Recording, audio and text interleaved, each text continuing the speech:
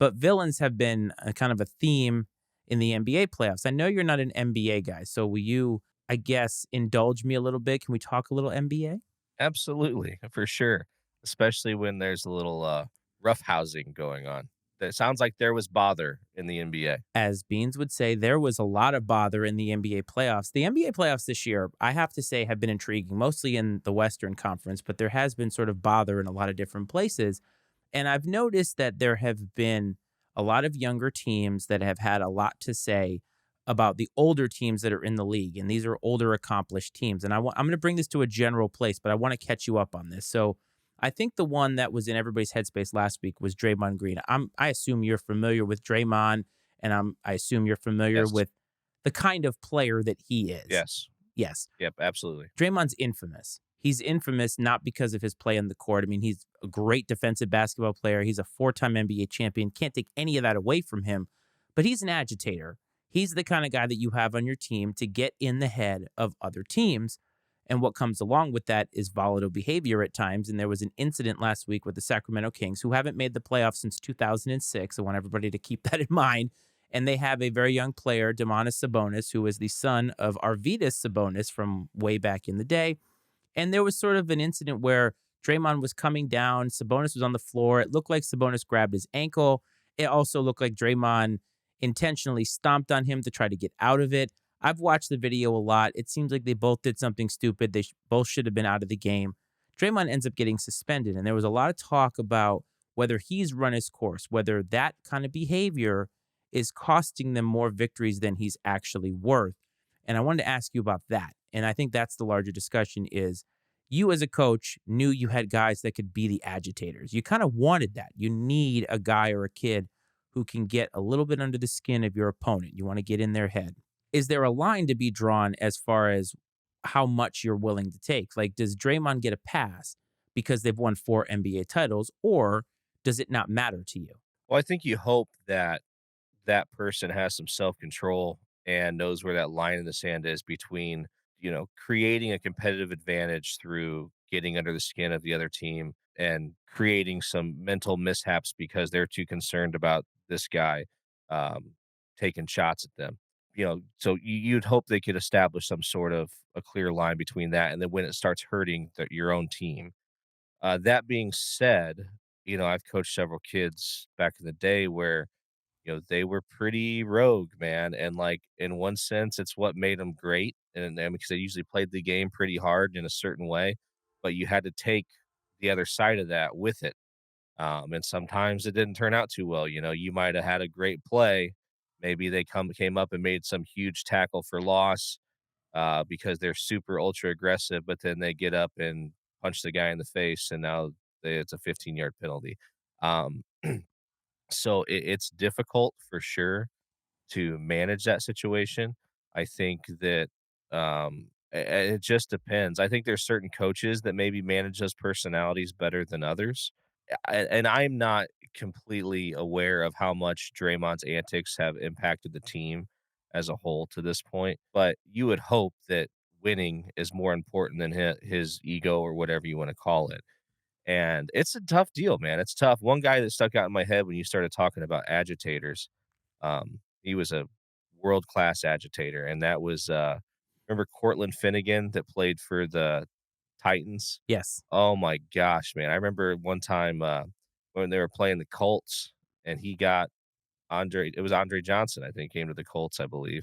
And he got Andre Johnson's goat, man. I mean, he literally, like, next thing you know, he's throwing punches and everything else. I mean, he got under that dude's skin, but he got under everybody's skin. But it's what made him great at the same time because people were more concerned about him fucking with them than they were about doing their job. So it's unique. And I mean, I don't really I don't fall like firmly on either side of it, I guess, because I can see the benefit in it, but you also have to try to find a way to manage it because it can't hurt the team. I think with the success, though, you take more of it. But my other point in bringing that up is the NBA suspended him for a game in the playoffs. I personally feel that the NBA should not be doling out justice the same way in the regular season as they do in the playoffs because no matter how you slice it, some people will argue that, well, it's the playoffs, you need to be more, I guess, you need to behave more. But I personally believe that the playoffs mean more and they mean more to the NBA. And the NBA should take a less firm stance on some of these. Like, I think you really have to cross the line to do it. Again, when I watch this tape, it seems like they both did something wrong. Fine, kick them out of that particular game, bring them back because that series right now is the best one going. It's extremely entertaining and exciting. It's like the old guard versus the new guard kind of a thing. And it's disappointing that the NBA took that stance. And I get it. There's a lot of people who are going to say, yeah, but this guy did something wrong. I'm sure you probably are thinking that, but I think the NBA, it's their job to think about the overall product. And I think you have to know what your line is. It can't be the same as what it is in the regular season because, no offense, those games just do not matter as much. And so I was a little disappointed with that. But I want to bring that to the next incident, which is sort of related, but it has to do with people agitating with no credentials and no winning and no championships coming at guys who are established. So the Memphis Grizzlies they are headed by John Morant. You know who that is. Dillon Yes. Brooks is a player on their team, and I would say that he is very much the Bill Laimbeer of his day. He is the enforcer. He's the guy who tries to get in their heads, but he doesn't really do anything particularly well. He's kind of like Draymond 4.0, if there was like three other people and you sort of diluted Draymond's skill set of defense all the way down to that level. And he was asked about an altercation with LeBron because the Grizzlies are playing the Lakers. And he basically said, I don't care about LeBron because he's old. And yes, by age, LeBron is old. But then in the game, he ends up getting kicked out because he kicked LeBron in the nuts. Like, that's not backing up what you're saying. I personally feel like if you're going to be that mouthy, especially as a team and not just a player, you better be able to back it up. You better have something that's going to back it up. And if you come out and you say, yeah, LeBron's old, show me he's old. Tell me why you're better than he is. LeBron goes off for like 40 points in the game. I don't take you seriously now. That's not the kind of guy that I want in the team. I need more maturity if you're going to get in their head. Produce something for me, win something for me, have some resume that means that you're basically allowed to do that, or you are credentialed to be able to say LeBron is old. In the end, Dillon Brooks is a clown. Yeah, you've gotta be able to back it up. If you're gonna come and say something like that, especially about one of the greatest players to play the game, you better be able to show up and deliver. And the fact that he is completely underqualified, underskilled to do so makes it absurd on many, many levels. I've never quite understood that. I mean, trash talk takes on many forms, but when you get to that point where you're really going at somebody, you got to show up. If you don't, then you need to give the other guy give credit where credit's due and walk away at that point. You don't kick somebody in the nuts and take a cheap shot. I think that's classless. If the other guy's better, he's better. You give him props, and here we go. You just on to the next one. As Cleve would say, you give him his flowers. But the other telling part of this is after the game, no sight to be seen for Dillon Brooks at the presser. So they're willing to, of course, take a fine for that. I think that's very telling. I feel like that's not backing it up. And there's been guys in the NBA and all over sports who've been agitators and who have been loose cannons. Dennis Rodman is a great, great example. But you knew what you were getting with Rodman. You're going to get hard play every night. He was going to be a rebounding masterclass every single night. And that's what you got out of him. You may have to let him go on a weekend bender in Vegas and hope that he comes back, but he comes back and he's ready to go. And I just feel like nowadays, younger people, I got called a boomer on one of our videos recently because of my golf take last week. But I think it's true. I think that having respect for people who have been where you want to be is really, really important. I think it's great to be confident. It's great to have a chip on your shoulder, want to prove yourself, especially if you're an up and comer in whatever it is that you do. It doesn't have to be an NBA or sports, it can be anything.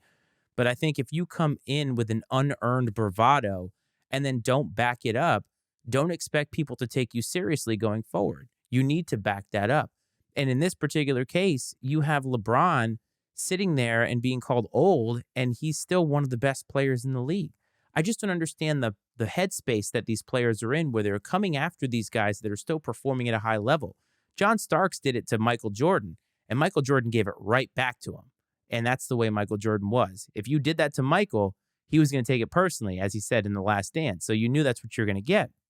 I just don't understand it. Like these younger teams telling the Warriors, well, you're done now. Your time is done. You've won 4 championships. That's 4 more than you've won. Yeah.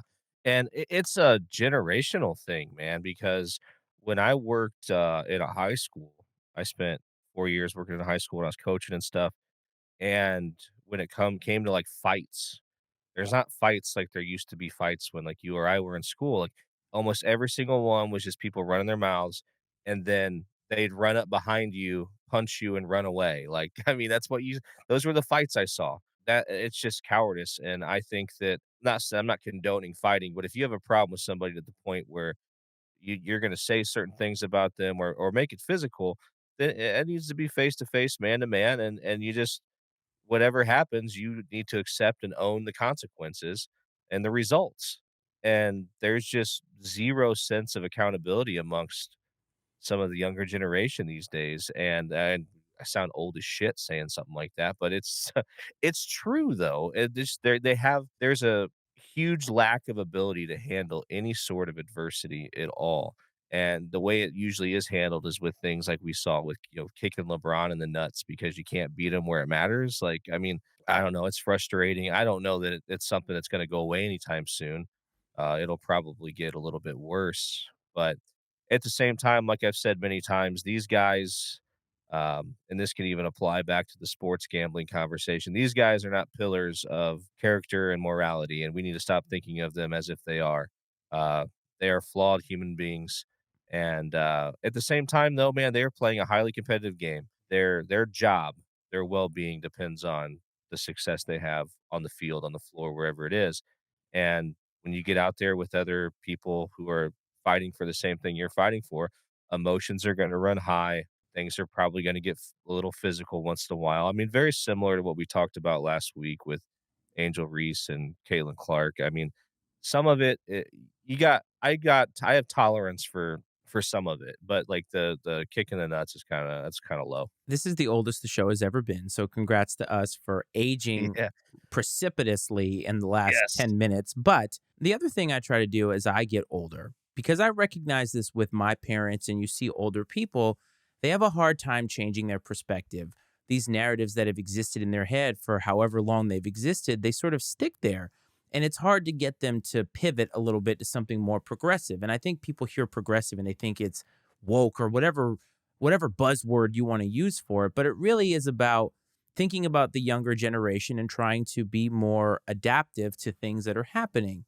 And there are just some parts of it that become very difficult to adapt to. And this lack of accountability, it's not just the younger generation. I think you see it more prevalently there because it is such a stark difference to how we grew up, but you see it everywhere. All you got to do is drive on literally any road in this country, and you will see the lack of accountability, the privilege that people walk around with, and that unearned bravado. Like, I own this road for literally no reason.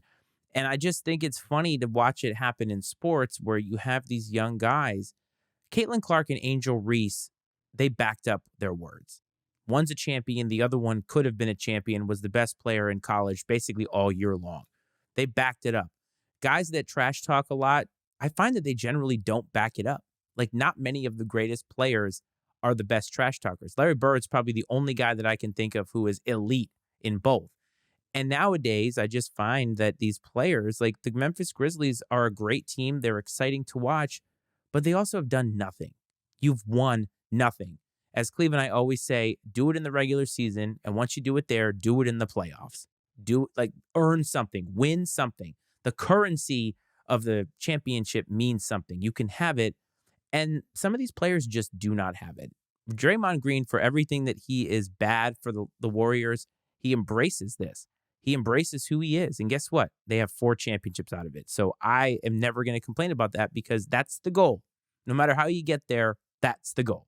Yeah, when it comes to trash talking I can tell you this much. Anytime I've ever been in any sort of a game, I've never trash talked in a meaningful game ever because it's so I don't know what the right phrasing would be, but like it could go south for you real fast, right?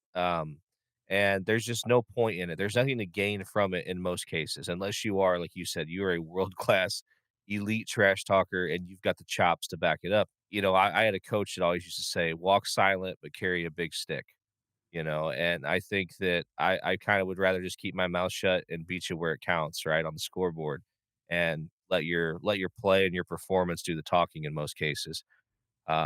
Am I above a little trash talking? No, of course not. I'm petty as fuck, so I'll always make time for a little trash talking. But you're right, though. You better be able to back it up, and a lot of these guys just simply cannot. In the span of 2 minutes, we got even older because I now just found out that your coach was Teddy Roosevelt. So that's fantastic to know. So